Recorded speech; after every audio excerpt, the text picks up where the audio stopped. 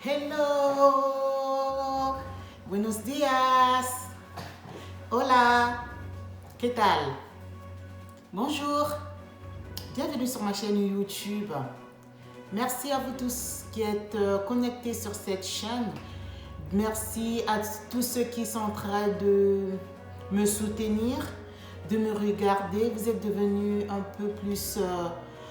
beaucoup au fur et à mesure pour parler de la santé, pour partager la réalité de la vie qui peut impacter notre santé. Merci à vous tous pour vos retours. Merci pour de la bonne manière que vous êtes en train de recueillir. J'espère que ça arrive et que nous tous, on est en train de prendre un peu de notre part sur les sujets que je suis en train d'aborder. L'objectif de la chaîne pour tous les nouveaux et toutes les personnes nouvelles qui vont passer par là, l'objectif de la chaîne n'est pas de venir indexer X ou Y ou de venir dicter une certaine démarche à suivre pour votre vie. C'est juste qu'on prend les faits de la vie et on essaie d'améliorer notre santé par rapport aux faits de la vie. Le plus souvent, on le néglige. Et je suis là juste pour vous témoigner et pour donner des conseils que j'ai appris à l'école, comme dans la vie de tous les jours, à partir des faits de la vie. Aujourd'hui, on va parler d'un thème qui est plus ou moins complexe.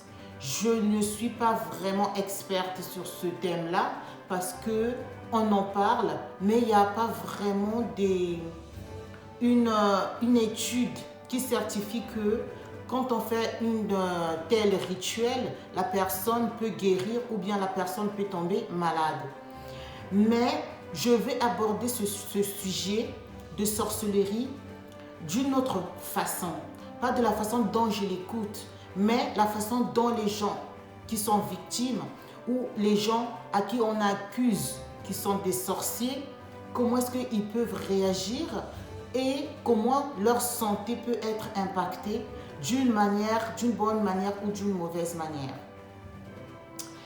Alors, quand je parle de la santé, il n'y a pas que la santé physique, c'est-à-dire qu'il n'y a pas seulement ce que nous avons physiquement, c'est-à-dire la maladie, tout ce qui est maladie courante que nous voyons, nous partions chez le médecin, on vous détecte la maladie, on vous donne un traitement et vous guérissez.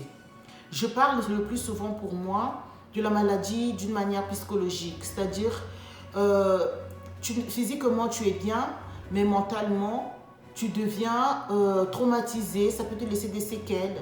Ce sont des choses qu'on ne voit pas physiquement, mais la personne souffre. Et de la même manière, une personne qui est physiquement souffrait d'une maladie normale, celle-là aussi, donc la maladie morale, peut aussi faire vraiment des grands dégâts. Alors, la question, je l'ai posée comme ça. Souvent en Afrique, on parle de la sorcellerie.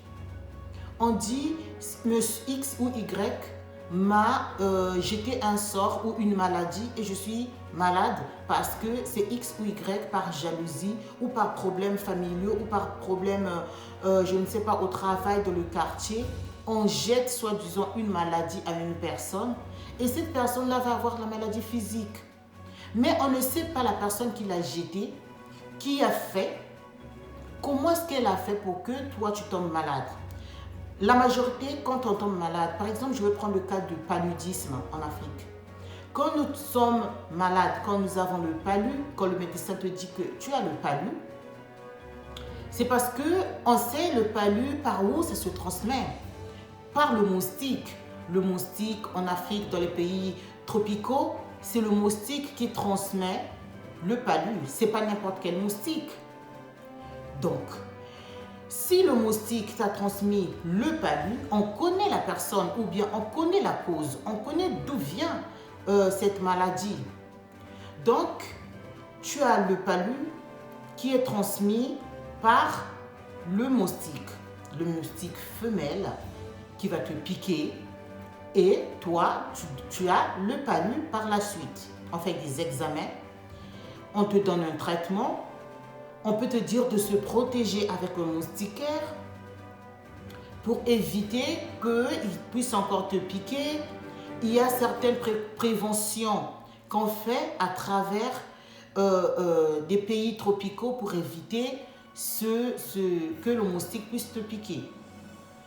Alors, une fois on a la maladie, on va traiter et on va guérir. Mais il y en a d'autres maladies que nous ne connaissons même pas d'où elle vient. Du coup, on va essayer d'inventer une histoire genre une X personne va faire des rituels d'une manière un peu bizarre. Moi, je ne connais pas ces rituels-là. Il va prendre des feuilles ou bien ta photo, il va mélanger, il va faire des rituels pour pouvoir invoquer, je ne sais pas, des esprits. Et ces esprits-là vont faire que toi, tu tombes malade. Sauf que la maladie qui va invoquer que tu puisses tomber malade, par jalousie, parfois, soi-disant, on tue les gens. Alors, cette maladie-là que tu vas avoir, que tu ne connais même pas d'où vient cette maladie, ça peut aussi être le palu. Donc, on oublie que le palu est transmis par le moustique. Là, comme on n'a plus envie, il y a des conflits, il y a des problèmes à la base, on ne va plus dire que c'est le moustique qui t'a transmis la maladie, mais sinon, c'est le monsieur ou madame, c'est-à-dire X personne qui est allé faire des fétiches pour que toi tu sois malade. Moi, c'est comme ça que je comprends le processus de sorcellerie, que tu peux tomber malade à partir de ce processus-là de sorcellerie. Comme ce n'est pas mon domaine, je ne peux pas venir affirmer ni refuter un processus que je ne maîtrise pas. Du coup, quand tu viens à l'hôpital, on vient voir un médecin. Le médecin peut dire, bon, voilà, monsieur a... Je vais prendre quelle maladie le plus souvent. Je vais prendre un exemple, par exemple, monsieur souffre d'épilepsie. Alors, pour que la personne souffre d'épilepsie, il faut faire une batterie d'examens. Donc, il y a l'examen clinique, il y a d'autres examens qu'on fait, ce sont des psychiatres, ce sont des psychologues, ce sont des gens qui sont là autour des neurologues pour voir d'où elle vient, cette maladie et tout. Mais le plus souvent dans la famille, surtout en Afrique, on va te dire tout ça c'est faux, c'est parce que X l'a ensorcelé et c'est pour ça que cette personne, elle est malade. Et le plus souvent, cette personne-là, pour guérir, elle doit aller voir X personnes. Ça, c'est vraiment tout un réseau que moi, je ne maîtrise pas, très sincèrement. Par contre, ce qui me frappe, c'est le fait qu'on indexe les gens, on n'a même pas de preuves. Et on veut indexer parfois nos parents, ton père, ta mère, on va aller t'indexer. Et on va vraiment parfois brûler la personne vive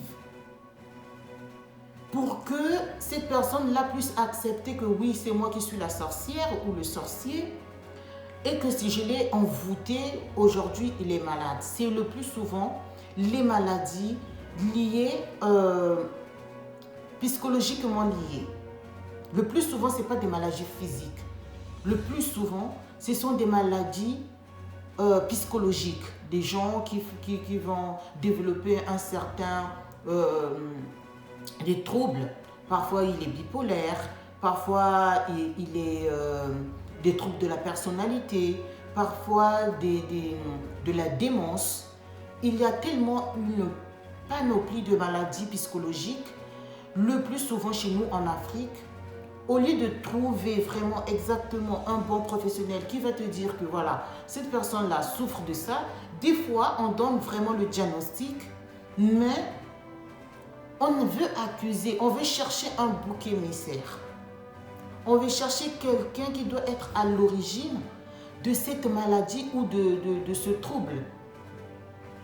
Du coup, au lieu que la personne qui souffre de la maladie, c'est cette personne qu'on a trouvé un bouc émissaire qui devient la cible des insultes, des critiques. Parfois, on les tue, des fois, on les brûle. certains reçoivent des menaces et ce n'est plus la personne qui est soi-disant malade qu'on a ensorcelée qui devient le vrai problème, qu'on va chercher la solution, mais sinon la personne à qui on indexe. Et puis, sur le plan sanitaire de cette personne qu'on a indexée, qui soit, disons, est un sorcier, c'est lui qui devient un problème. Parce qu'il va recevoir des insultes. Parce qu'il y en a qui meurent juste par le mot sorcellerie. Il y en a qu'on tue les propres enfants qui vont tuer leur propre père parce qu'un des leurs est tombé malade et une personne, à travers ces rituels un peu bizarres, a indexé le père et ça devient catastrophique. On prend ce débat de sorcellerie à la légère, surtout en Afrique, mais ça est en train de ça prend des proportions tellement graves que certaines personnes sont en train de perdre la vie. Certaines personnes deviennent dépressives. Tellement que dans nos têtes, on nous a dit que la sorcellerie, c'est quelque chose de mauvais. Et que si quelqu'un, on l'indexe de sorcier, il faut fuir cette personne. Et une fois qu'on a fui la personne, donc le sorcier, la personne, cette sorcière-là, cette personne, va développer un certain... il va être solitaire, il va souffrir physiquement, mentalement surtout, psychologiquement. Il y en a qui arrivent jusqu'à se suicider parce qu'il n'y a pas une raison palpable. C'est comme la vidéo que je viens de poster où j'ai parlé des parents toxiques. Des fois, c'est juste une manière de parler de la personne. C'est une personne qui est tellement virulente, des fois, elle est là elle veut te pousser que tu réussisses. Le plus souvent, ce sont nos parents en Afrique. Ils veulent que toi, tu réussisses. Mais elle le fait d'une manière vraiment maladroite. Et on arrive, nous, les enfants, à insulter ses parents. Et ses parents deviennent le bouc émissaire de ton non-réussite de la vie. Et si tu tombes malade, peu importe la maladie, même quand c'est le palu, on dit ce n'est pas normal. Donc c'est ce monsieur ou cette femme qui t'a ensorcelé. Donc ce mot sorcier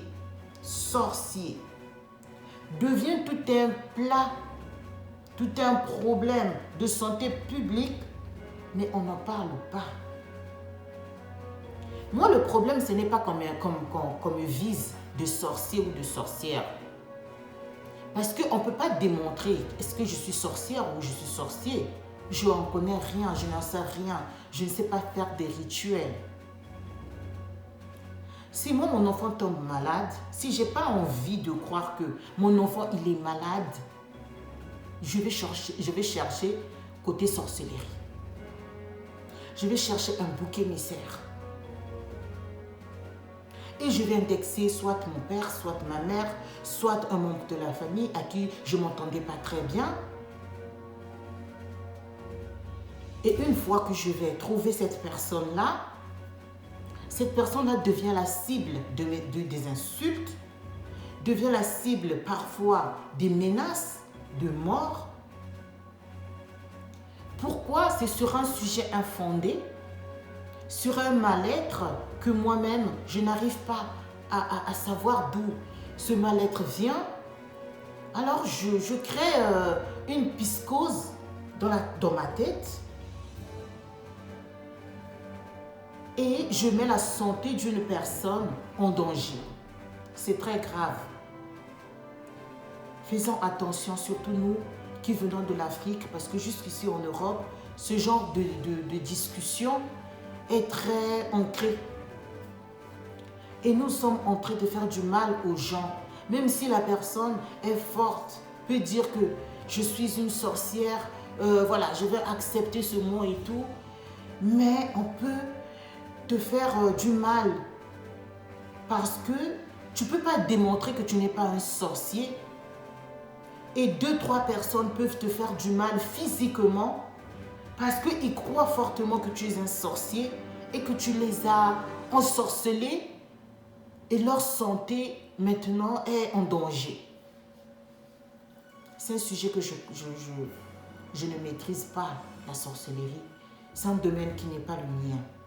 Mais je ne vais pas négliger ça parce qu'il y a des gens qui sont en train de souffrir physiquement parce qu'on les a indexés.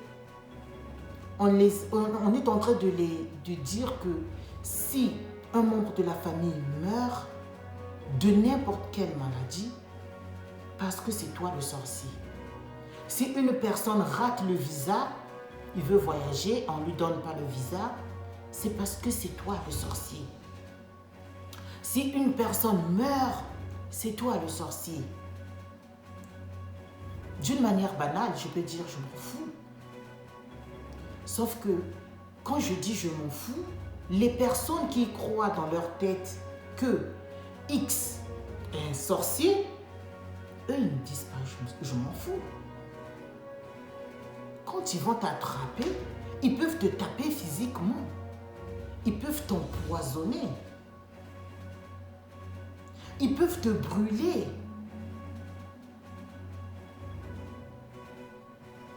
Là, ce n'est plus un problème juste. C'est plus du blablatage. C'est devenu un vrai problème qui est en train de toucher la société, surtout la société africaine. Est-ce que la sorcellerie existe? Je n'en sais rien. Est-ce qu'elle fait des dégâts? Oui. Ce mot de sorcière fait des dégâts. Des grands dégâts. Sur le plan surtout psychologique. Ça éloigne des familles. Les vies sont en train de se briser. Les gens ne croient plus à autre chose sauf à la sorcellerie. Si réellement ça existe et que quelqu'un peut faire des grimaces ou des rituels pour rendre une autre personne malade, et si cette maladie peut-être peut se diagnostiquer par un médecin qui ne connaît absolument rien sur la sorcellerie et que tu peux guérir, je crois qu'il faut vraiment prendre un peu le temps, le recul, chercher la vraie base du problème. Le plus souvent, c'est nous-mêmes qui sommes des sorciers parce qu'on ne prend pas vraiment des bonnes précautions de la vie. On ne se comporte pas bien. Du coup, à tout moment, on peut tomber malade. On peut avoir des problèmes qui vont impacter notre santé. J'espère que le message est passé. C'était un peu complexe, mais c'est le fait d'indexer les gens. Même les enfants, on est en train de l'indexer, on les jette dehors. Les enfants sont remis à eux-mêmes dehors. Et il y a des gens qui les violent parce que dans la maison, on leur a insulté des sorciers. On les met dehors et dehors, ils sont violés, ils sont abattus, ils mangent dans les poubelles et ils tombent malades. Juste on a dit, c'est un sorcier. Juste cette étiquette. Cet enfant, c'est un sorcier. Et le plus grave, c'est quand ce sont des enfants. Même c'est quand c'est des adultes. Il n'y a pas de fondament. C'est-à-dire, il n'y a pas un problème fondamental. Il n'y en a pas. C'est juste des insinuations. Sorcière. Catastrophe. Merci beaucoup. J'espère que je vais pouvoir reparler de ce mot sorcellerie parce que ça me touche aussi personnellement. J'ai été victime, je le suis jusqu'aujourd'hui. Et des gens croient, dur comme fer, que je suis une sorcière. Donc je dois vraiment en parler pour que ces gens-là puissent écouter, savoir que ce n'est pas que vous êtes en train de me faire du mal, mais vous êtes en train de vous faire du mal vous-même. Parce que vous avez mis ce bouquet mystère à travers ma personne pour dire que je suis une sorcière. J'ai jamais ensorcelé quelqu'un. Je vous fais des gros bisous. Ciao, prenez soin de vous.